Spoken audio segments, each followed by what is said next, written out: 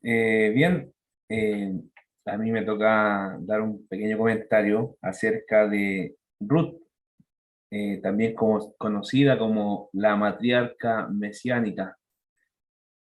Eh, es bien conocido que durante esta festividad se estudia el libro de Ruth, se lee el libro de Ruth, y es bueno que siempre tengamos eh, comentarios y tengamos pensamientos o nuevas cosas que vayan saliendo respecto a este gran personaje de las Sagradas Escrituras. Y junto con comenzar a hablar de Ruth, eh, nace la pregunta, ¿por qué se estudia a Ruth o por qué se lee Ruth en la noche de estudio de Shavuot? Y aquí encontré cuatro respuestas que quise traer a colación. La primera es que David Amelech, el rey David, eh, él muere justamente en la noche de Shavuot. Eso está escrito en el Talmud. Otra respuesta es que en la entrega de la Torá, en el monte Sinaí, eh, es cuando el pueblo judío se convierte al judaísmo. Es cuando el pueblo judío aprende lo que es o comienza a tener una experiencia respecto a lo que son las mitzvot, los compromisos que tiene Hashem con ellos y ellos con Hashem. Y así como el pueblo judío se convierte al judaísmo en esta festividad, así también Ruth se convierte a esta manera de vivir, deja su antigua manera de vivir por la vida con su suegra Naomi. También esa es otra razón por la que se estudia el libro de Ruth. Otra razón, otra respuesta que encontré a esta pregunta es que las mitzvot son 613 mandamientos, pero desde Noah habían 7 mandamientos que son conocidos, las 7 leyes de Noé, o las 7 leyes de Noah. Entonces, si nosotros le restamos 7 a 613, da un resultado de 606. O sea que 606 mandamientos son los entregados en el monte Sinaí. ¿Y por qué este número nos hace una cercanía a Ruth? Y es que si nosotros vamos y sumamos el significado numérico de la palabra Ruth, Ruth se escribe con la Resh, que vale 200, se escribe con la Vav, que vale 6, y con la Tav, que vale 400. Y la suma de esto da un valor de 606. Esta es otra explicación por la que los sabios enseñan que es importante estudiar el libro de Ruth durante esta festividad. Eh, por eso también leemos el libro de Ruth en esta fecha. Y, y en Ruth la historia de este personaje gira en mayor parte en la cosecha de trigo, la cosecha de trigo, la cosecha de cebada, el tiempo de las cosechas. Justo el tema de esta festividad ocurre en medio de las cosechas en la tierra de Israel y se presentan dos tortillas de harina de trigo justamente.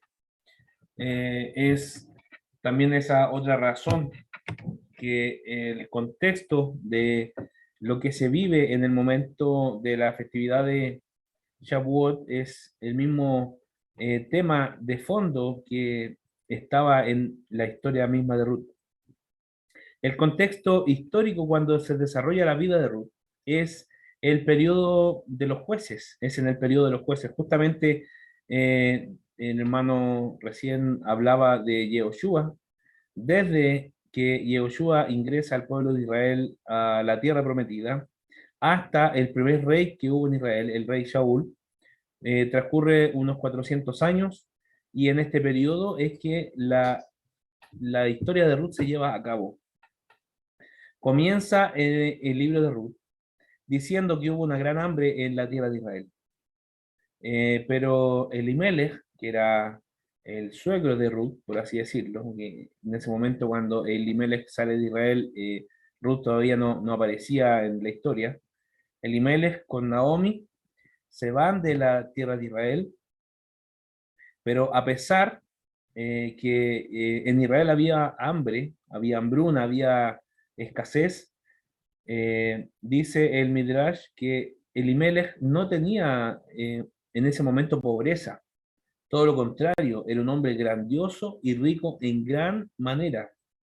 Y el pensamiento que él tuvo para salir de la tierra de Judá, de la tierra de Israel, es que él dijo, ahora todo Israel vendrá a mi puerta, cada uno con su caja. Se paró y huyó de ellos. Eso está en Midrash, en Ruth Rabá 1.4. No solo Elimelech hizo el quite en ayudar a sus hermanos, sino que también causa una desmoralización y pérdida de las esperanzas que los hermanos de ellos mismos, de él mismo tenían en ese momento, al ver que Elimelech contaba con el grano suficiente para alimentar al país durante un año, pero él decidió huir y dedicarse únicamente a él y su familia y olvidarse de sus hermanos que estaban en un panorama tan grave. En la mañana justamente escuchábamos la importancia de saber aprender a ayudar a nuestros hermanos a llevar su carga. Justamente este es el sentimiento que no tuvo Elimelech y por eso tuvo la mala decisión por él de salir de Israel y habitar en los campos de Moab. En el tiempo que Elimelech se mudó a Moab con su mujer Naomi y sus dos hijos, Mahlón, que su nombre significa enfermo, y Quilión, que su nombre significa desfallecimiento y destrucción, era imposible que un moabita fuera parte del pueblo de Israel. Eso lo dice en Deuteronomio 23, en el 4 y el 5. Quiero leerlo. De Barim, un segundito.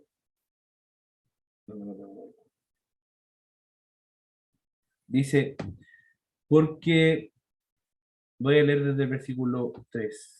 A ver. Sí. El amonita y el moabita no serán admitidos en la asamblea de Adonai, ni aun en la 10ª generación serán admitidos en la asamblea de Adonai. Nunca, jamás, porque no vinieron a vuestro encuentro con el pan y el agua cuando estabais de camino a la salida de Egipto, y porque alquiló para maldecirte a Bilam, hijo de Beor, desde Petor, Aram de Mesopotamia. Solo que Adonai tu Dios no quiso escuchar a Bilam, y Adonai tu Dios te cambió la maldición en bendición, porque Adonai tu Dios te ama. Entonces vemos aquí que hasta la 10ª generación no estaba permitida una persona que tuviera sangre moabita por sus venas que entrara en la asamblea o en el pueblo de Israel. Pero durante los 10 años que Elimelech y Naomi viven en los campos de Moab, sin duda alguna conocieron niñas lindas que hicieron sus esposas. Nada más y nada menos que las hijas del rey Eglón, rey de Moab, fueron las privilegiadas con casarse con los hijos del judío más rico y más poderoso de la época. Las princesas Orfa, que su nombre significa melena y dureza, y su otra hija Ruth, que su nombre significa amiga. Elimelech y sus hijos mueren, y Naomi queda viuda con 2 nueras moabitas. Naomi vuelve a Belén, del lugar que eran originarios, y aquí comienza a mostrarse la gran mujer que sin duda alguna, con la ayuda de su suegra, se había convertido Ruth. Al principio Orfa y Ruth acompañaron a Naomi, estaban decididas a acompañar a su suegra donde ella estuviera. Pero Orfa desiste del deseo de acompañar a su suegra por la existencia de Naomi, ya que en Israel no se veía una gran alternativa de buen futuro. Con Ruth el panorama fue diferente. Pesaron los años, los 10 años al lado de su suegra. Seguro la vida judía y la shalom que se produce en la vida con Hashem pesaron más que la alternativa de volver al palacio real. La moabita estaba renunciando a su lugar en la sociedad. Si ya había tenido que abandonar prácticas que sí viven la gente que vive en Moab, prácticas comunes como ir a circos, eh, en los que se presencia tal vez idolatría o teatros. En Israel no se vivía ese tipo de costumbres. Eh, Tal vez ella creció comiendo comidas o platos típicos de su zona, que en Israel no eran comidas permitidas. Entonces ya ella llevaba años viviendo una vida diferente, pero en esta ocasión ella renuncia a todo lo que podía tener conocimiento y comodidad por seguir una vida junto a su suegra Naomi. En Lalkut y Alkut Shimoní 601 dice que el día que Naomi llega de regreso a Israel, todo el pueblo estaba reunido por el funeral de la esposa de Boaz, sobrino de Elimelech.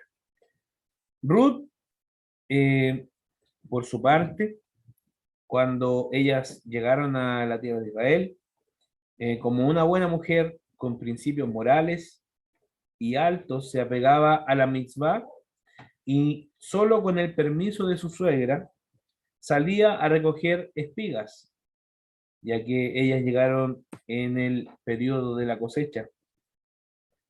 Las espigas que se podían recoger, las espigas de los pobres. Eso lo dice el Midrash Rabá 4.9. Mientras todas las demás mujeres se agachaban para recoger las espigas, ella se ponía de rodillas. Mientras todas las demás mujeres coqueteaban con los hombres en el campo, ella siempre mantenía una compostura y se mantenía con un comportamiento intachable. Boaz, por su parte, más conocido en la Biblia común como Booz, Boaz no acostumbraba a ir a sus campos durante la cosecha, pero ahora, en esta cosecha, justamente, después de enviudar él, Hashem provoca que sí vaya a los campos. Y en una de sus visitas, se dio cuenta que había una joven y hermosa mujer que recolectaba, según las leyes de Leket, la recolección del pobre, eh, que lo hacía de una manera muy correcta, y dice un comentario que parecía una rosa entre espinas, con su intachable comportamiento. Y Boaz pregunta, ¿quién es esa muchacha? Bueno, esto está obviamente en el libro de Ruth. Me gusta mucho cómo lo dice el libro en las Sagradas Escrituras, pero voy a no decirlo textual para no extenderme mayormente. Boaz pregunta, ¿quién es esta muchacha? Y el trabajador le responde, ¿no la conoce? ¿No conocen todos en Bethlehem la historia de la muchacha gentil que sustenta a su suegra y se ve forzada a recolectar los restos de los granos como una mujer pobre? Al presentarse esta modesta Ruth delante de Boaz, le hace una pregunta, eh, ¿por qué hallé gracia en sus ojos, siendo que soy extranjera? Eso está en el libro de Ruth, capítulo 2, verso 10. Muestra sin lugar a dudas una gran humildad, eh, debido a que ella tenía derechos con su pariente, tenía distintas posibilidades de poder acceder a los cuidados de su pariente, pero ella únicamente ponía la vista en las cosas positivas. Boaz debía haber tenido más preocupación por sus parientes, como preguntar por Naomi, o qué había pasado con su tío, o cómo había sido la vida de sus primos o su fallecimiento. Entre los días, en los días de Boaz, el Sanedrín revela la prohibición de los moabitas La prohibición de que los moabitas entren en la asamblea de Israel aplica únicamente con los hombres, debido a lo que leímos recién, que Hashem prohíbe que los moabitas entren y los amonitas entren a la asamblea de Israel o al pueblo de Israel, debido a que ellos no salieron al encuentro con pan y con agua cuando Israel venía saliendo de Egipto. Entonces, en ese momento, en el tiempo de Boaz, el Sanedrín hace la explicación que las mujeres estaban en sus casas al cuidado de los niños y en la preparación de las comidas, preocupadas de su casa. Quienes debían haber salido al encuentro de Israel eran los hombres. Entonces, este juicio tan duro recaía únicamente con los hombres. Entonces, al ocurrir esto, Naomi hace una jugada maestra por las palabras de Boaz. Y en esto sí me gustaría leerlo. La verdad es que traté de reducir lo más que se pudo, pero si me extiendo más de los 15 minutos, le pido disculpas. ¿Dónde está? Ruth.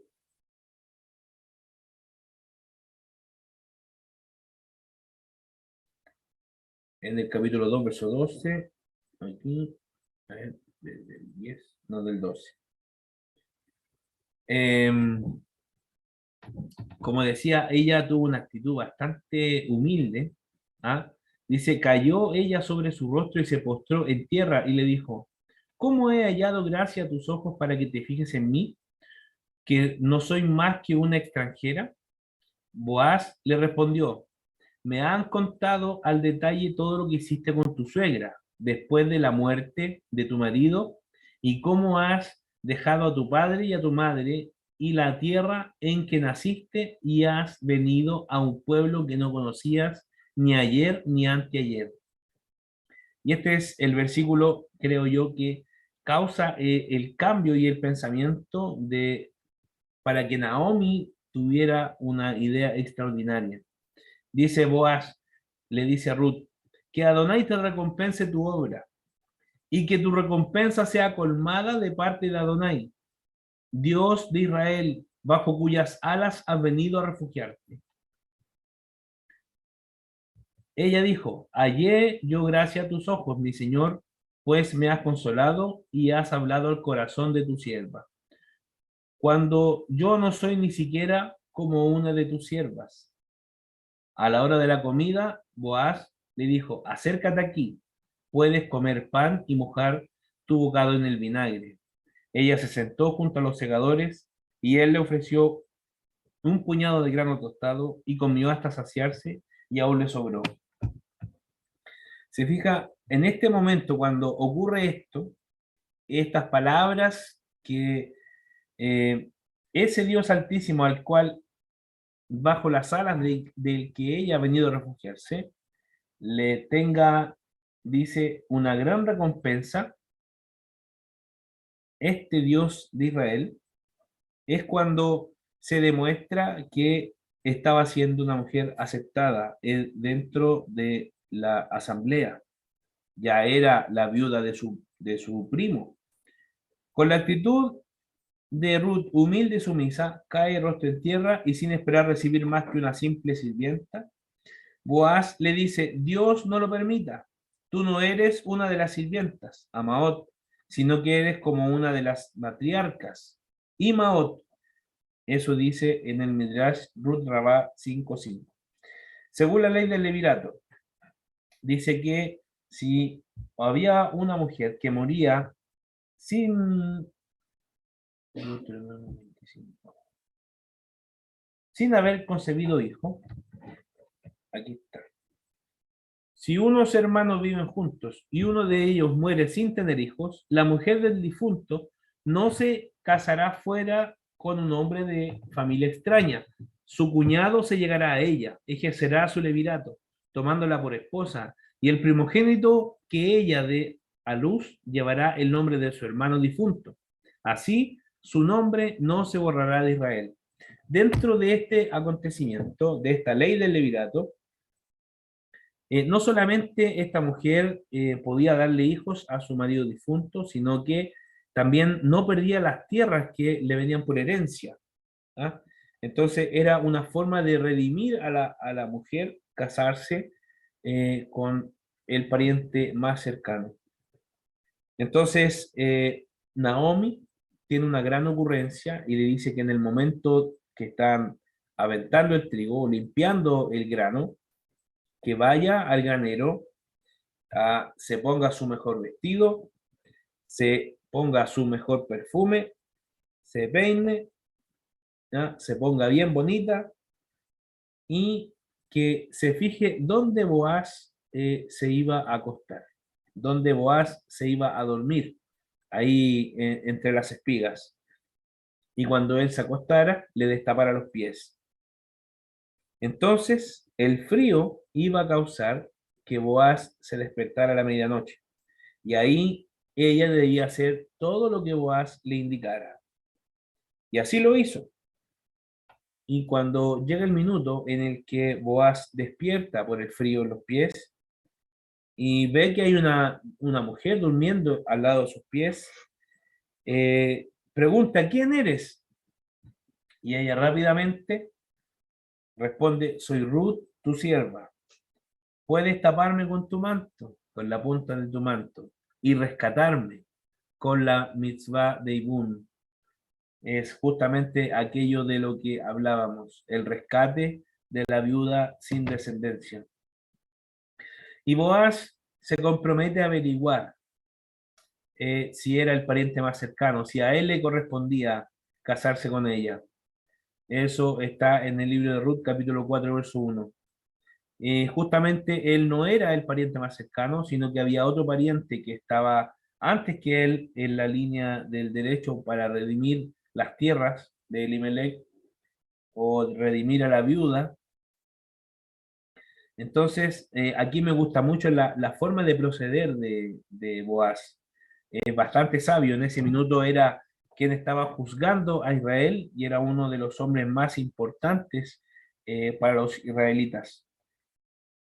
Él se busca a su pariente y lo encuentra a la entrada de la ciudad, reúne a 10 ancianos para que estuvieran de testigos y le cuenta que Elimelech había dejado una parcelita que él tenía el derecho de redimirla, pero Boaz quería comprar esa parcelita, evidentemente debía esperar o le pedía al pariente que le tocaba reclamar que la reclamara, porque si él no la reclamaba, Elimelech, o sea, Boaz quería saber para reclamarla a él. Y le dijo, esta parcelita es una tierra perteneciente a Elimelech, pero viene con un pequeño detalle. Le dijo, viene con una viuda moabita, así que tendrías que casarte con ella. Y el pariente, fulano, el pariente que le correspondía en el primer lugar, cuando ve esta situación, él tuvo temor de meter una moabita a su linaje. No quiso hacer eso.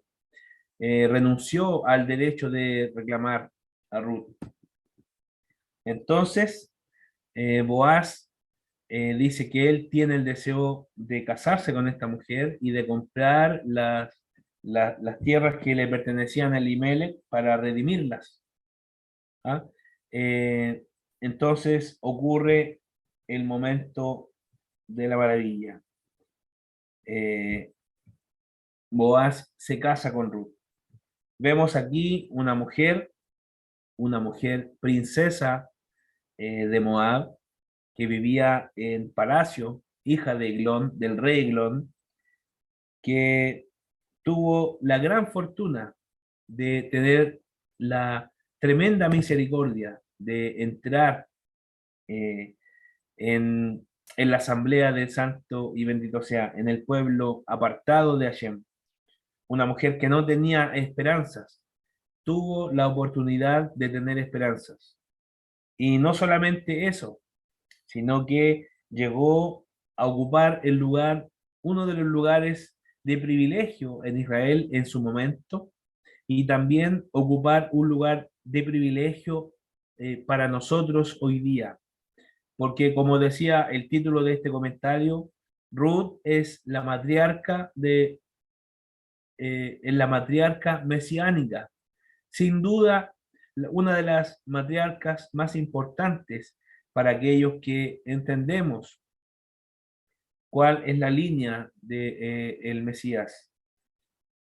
Ruth, en la noche que engendra el hijo con su esposo Boaz, vuelve a tener la desagradable noticia de quedar viuda nuevamente. Boaz a los 83 años muere después de haber engendrado a su hijo con Ruth. Eso dice en Yalkut Shimoni 608. Y Ruth tuvo una vida larga, una vida próspera, una vida alegre, a pesar que le tocó enviudar 2 veces en su vida. Eh, Dice la historia que ella vivió hasta presenciar el ascenso al trono de su tataranieto, el rey Salomón. Ella fue de linaje real, siguió siendo prácticamente de linaje real, y cuando leemos en el libro de... no lo guardé. Primera de Reyes, me parece que estaba. Primera de Reyes, que Salomón puso un trono junto al de él para sentar a Ruth. Y en el libro de Mateo, capítulo 1, verso 5, lo voy a leer.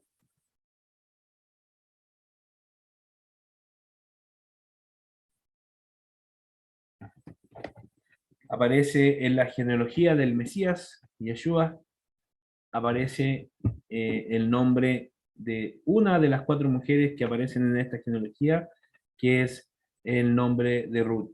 Salmón engendró de Raab a Boaz, o Boaz, y Boaz engendró de Ruth a Obed, y Obed engendró a Jesé, que es Isaí, el papá de David.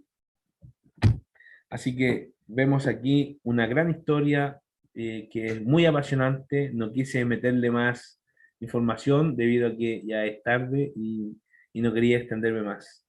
Así que muchas gracias, More, por la oportunidad y Faxamea.